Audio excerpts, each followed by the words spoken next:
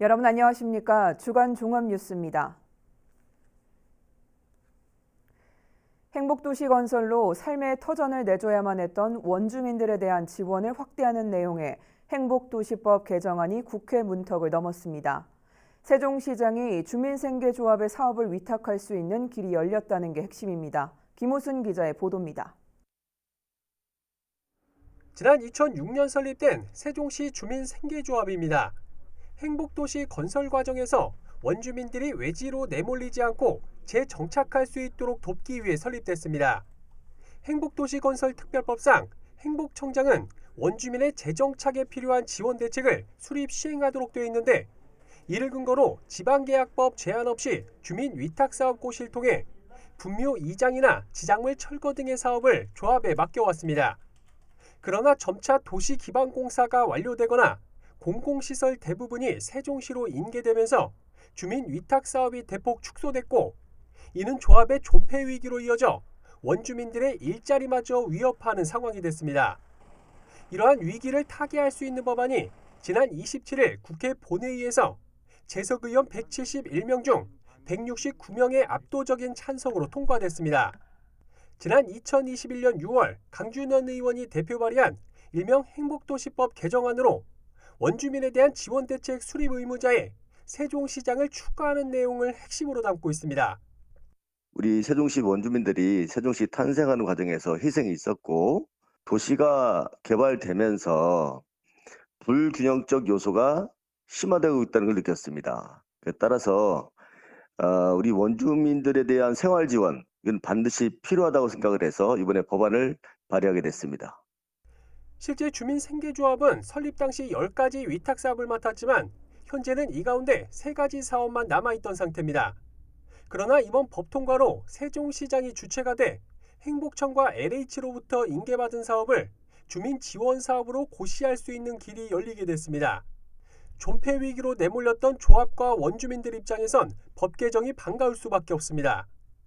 그래서 앞으로 세종시장이 위탁 사업을 할 수 있는 국회 법안이 개정돼 앞으로 세종시 2030년 완공될 때까지 지속 가능한 일자리 창출과 사업 확대가 될 걸로 예상을 하고 있습니다. 한편 이번에 통과된 법안은 공포 후 6개월이 경과한 날부터 시행됩니다. BTV 뉴스 김우순입니다. 아산시가 올해 예산이 확정된 교육지원청 연계사업 9개 중 5개에 대한 예산을 집행하지 않기로 하면서 논란이 커지고 있습니다. 시민사회 단체에 이어 아산시 의회도 시의 일방적인 결정에 크게 반발하고 나섰습니다. 보도에 김장섭 기자입니다.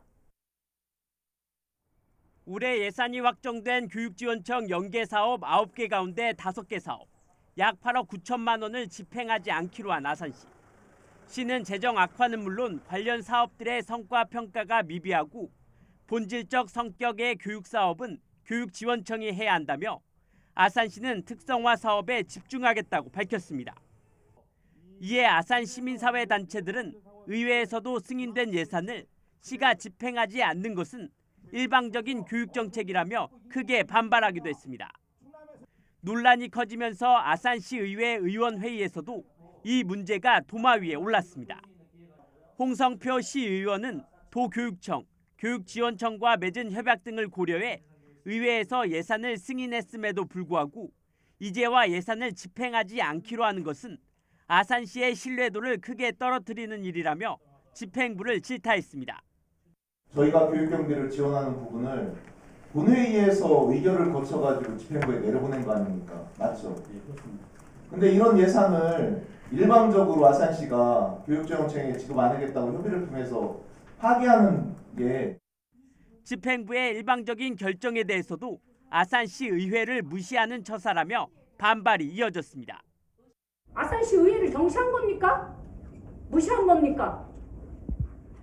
아무리 박경기 시장의 말씀이 타당하다고 할지라도 언제부터 아산시 의회에서 통과된 예산을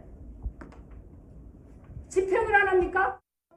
예산 미집행에 따른 대안 마련도 없이 결정한 부분에 대해서도 의아함을 내비쳤습니다. 향후 개선 방안으로는 교육특화 사업 발굴을 하겠다는데 어떤 구체적인 방안도 없고 고민 중에 있다고 하는 것은 굉장히 기이한 현상이라고. 이와 관련해 담당 부서는 교육 예산을 편성할 때 사업 성격에 따른 역할 구분, 축소 여부 등을 세심하게 파악하지 못했다며 시의회에 죄송하다는 입장을 전했지만 기존 입장에는 변화가 없었습니다. 교육 경비를 대거 집행하지 않기로 한 아산시. 시민사회단체에 이어 시의회에서도 비난의 화살이 쏟아지고 있습니다. BTV 뉴스 김장섭입니다. 세종시 교육청이 초등학교 1학년에 이어 올해는 2학년까지 학급당 학생 수 20명 배치를 확대하겠다고 밝혔습니다. 그만큼 교육적으로 효과가 있었다는 건데 지속적으로 다른 학년으로도 확대될 수 있을지는 미지수입니다. 김우순 기자의 보도입니다. 세종시 교육청은 지난해 전국 최초로 모든 초등학교 1학년에 한해 학급당 학생 수 20명 배치를 시범 실시했습니다. 그리고 1년간의 운영에 따른 교육적 효과를 정책 연구를 통해 분석한 결과 학생들의 수업 참여도가 늘어나고 교사가 학생 개개인을 이해하는 데 효과적이었다는 결론이 도출됐다고 밝혔습니다.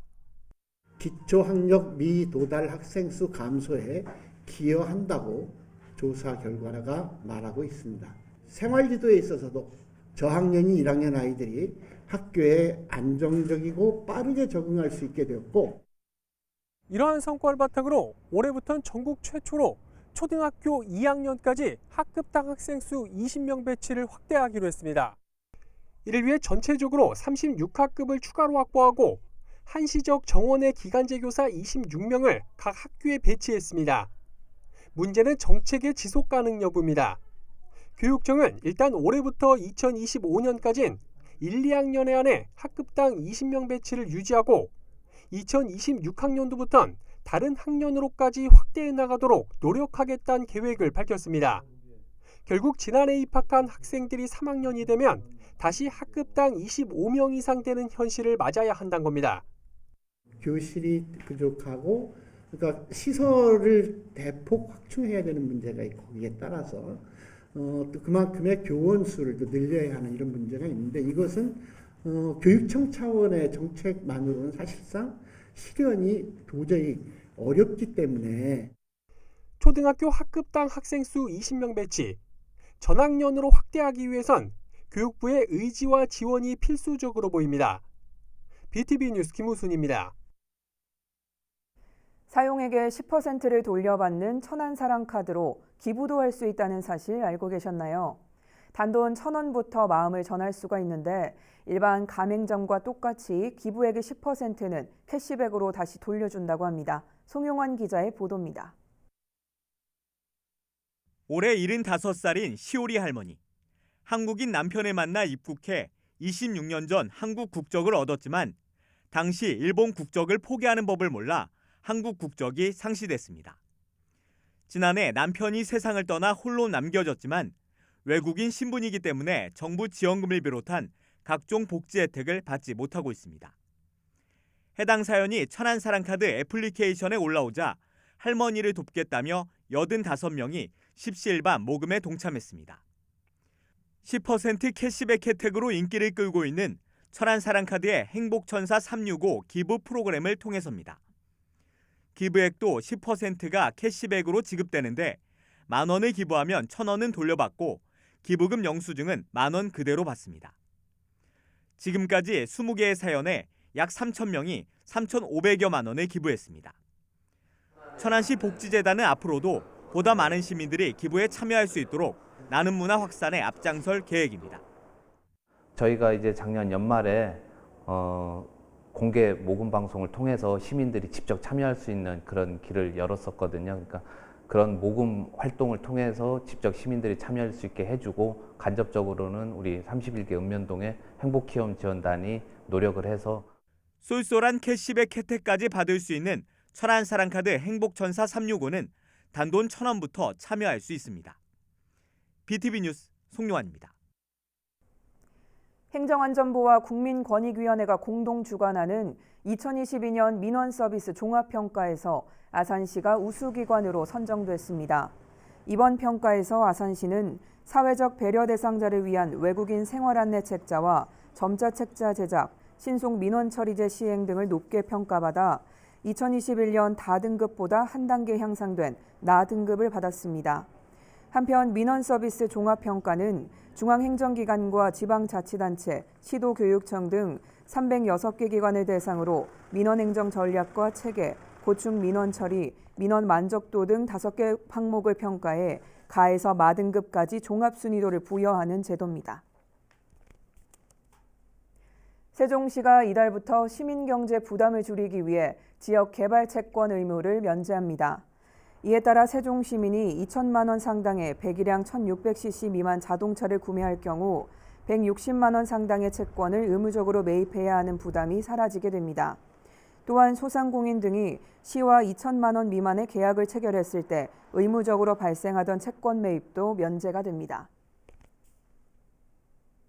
충청남도가 소상공인을 대상으로 도시가스 요금 납부유예 등 난방비 지원을 확대합니다. 2월부터 4월까지의 도시가스 사용분의 납부를 3개월 연장하고 연장기간 미납 요금에 대한 연체료도 부과하지 않습니다. 납부유예 신청은 5월 말까지 해당 도시가스 회사 콜센터로 하면 됩니다. 또 정부의 에너지 바우처 지원 대상이 모든 기초생활수급자와 차상위 계층까지 확대돼 충남에선 기존 3만 6천여 가구에서 5만 8천여 가구로 수혜 대상이 크게 늘어날 것으로 예상됩니다. 충남 지역 화재 가운데 약 30%는 봄철에 발생한 것으로 나타났습니다. 충남 소방본부에 따르면 최근 5년 동안 발생한 화재 11,045건 중 3,294건은 3월부터 5월 사이에 발생했습니다.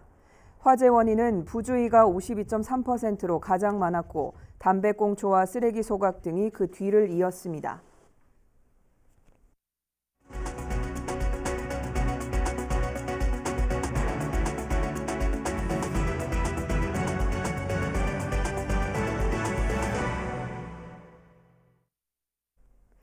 제104주년 3.1절 행사가 모처럼 대면으로 치러졌습니다. 천안 독립기념관과 병천 아우네 장터에서도 그날의 함성을 되새기는 다채로운 행사가 열렸습니다. 송용환 기자가 보도합니다. 힘찬 구령과 함께 육군 의장대의 공연이 펼쳐집니다. 절도 있는 동작과 화려한 퍼포먼스를 선보일 때마다 기립 박수가 터져나옵니다. 4년 만에 대면으로 치러진 3.1절 행사에 독립기념관에도 많은 인파가 몰렸습니다. 결의의 집 뒤편에 마련된 체험 부스도 북적였습니다.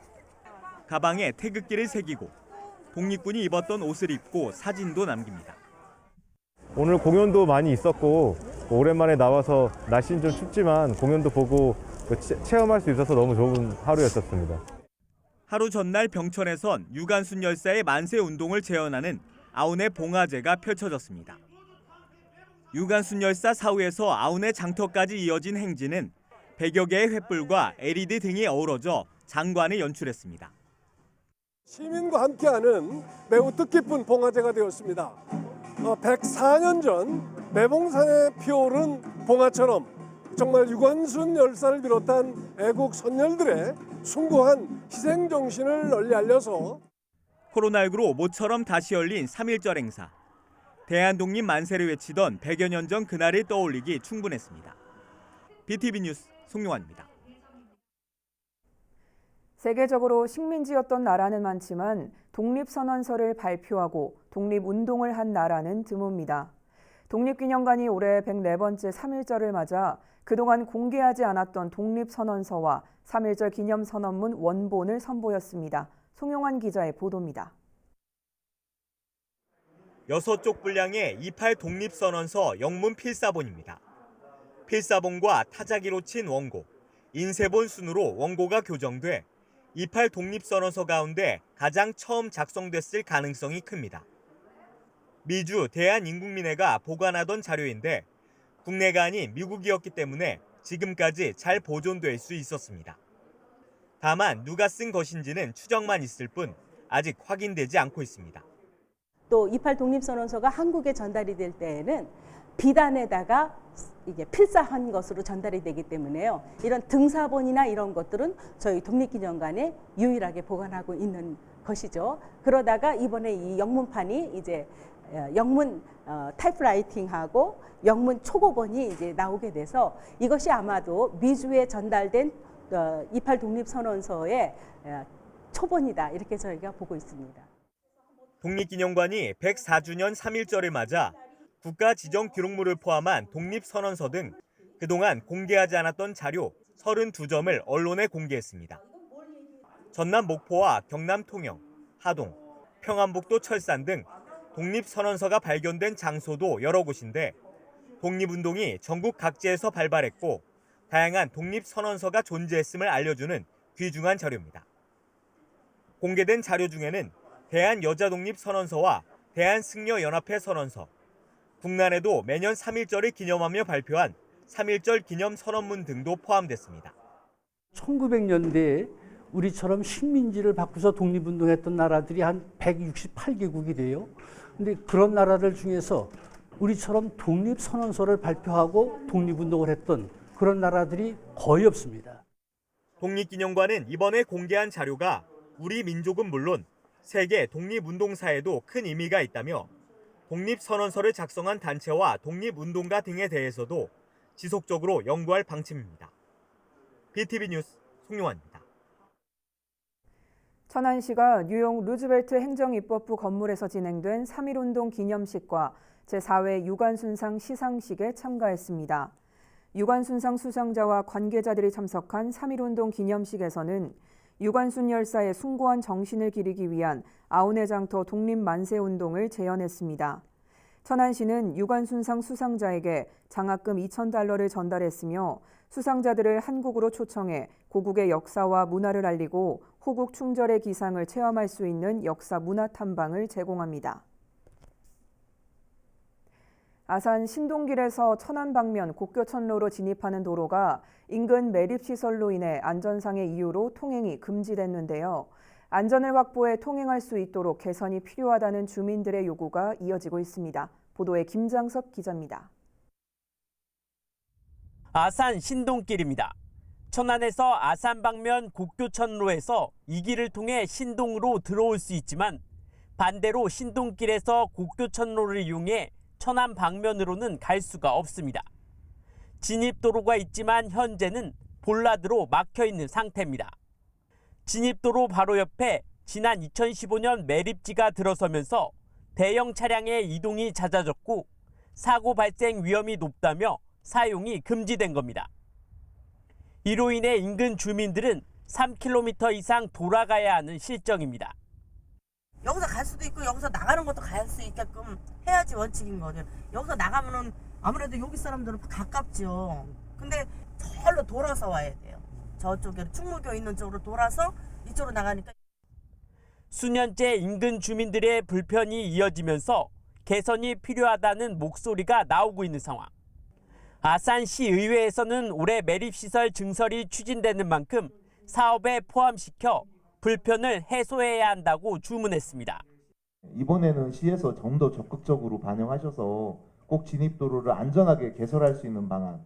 어쨌든 국토부에서 반대할 수 없이 안전한 방향이면 할 수 있는 거잖아요. 이에 아산시는 현재 국토관리청에서 안전을 이유로 해당 도로 사용을 불허한 상태라며 매립시설 2단계 증설 사업을 진행하면서 가감차로 개설 등 안전을 확보해 진입도로를 활용할 수 있도록 방안을 검토하겠다고 밝혔습니다. 사고 우려가 있다고 해가지고 불허를 해가지고 그 진입도로를 개방을 지금 안 하고 있는 거고요. 말씀하신 것 마냥 기본 및 실시 설계 때 그런 방향이 반영될 수 있는지 저희들도 심사숙고해서 검토를 하겠습니다. 사용하던 도로를 매립시설 건설로 사용할 수 없게 되면서 주민들의 이동 불편이 이어지고 있는 가운데 시가 해법을 찾을 수 있을지 관심이 모아지고 있습니다. BTV 뉴스 김장섭입니다. 세종시가 오는 19일까지 시정에 대해 의견을 제안하고 불편사항을 함께 개선해 나갈 제6기 시정 모니터단을 모집합니다. 대상은 세종시에 주민등록을 둔 만 16세 이상 시민 또는 외국인으로 모집 인원은 100명 이내입니다. 모니터단의 활동 기간은 2년이며 과제를 수행하는 동안 소정의 활동비와 함께 우수 활동자에게는 시장 표창이 수여됩니다. 신청은 시누리집 시민의 창에서 하면 됩니다. 천안시 보건소가 코로나19로 중단했던 금연 사업을 재개하고 금연 아파트 지정을 확대합니다. 금연 아파트 지정을 위해선 2분의 1 이상의 세대주 동의가 필요하며 아파트 복도와 계단, 엘리베이터, 지하 주차장 등에서 흡연을 하다 적발되면 5만 원의 과태료가 부과됩니다. 시는 금연 상담사가 회사나 군부대, 학교 등을 찾아가는 이동 금연 클리닉도 재개할 예정입니다. 이상으로 주간 종합 뉴스를 마칩니다. 시청해주신 여러분 고맙습니다.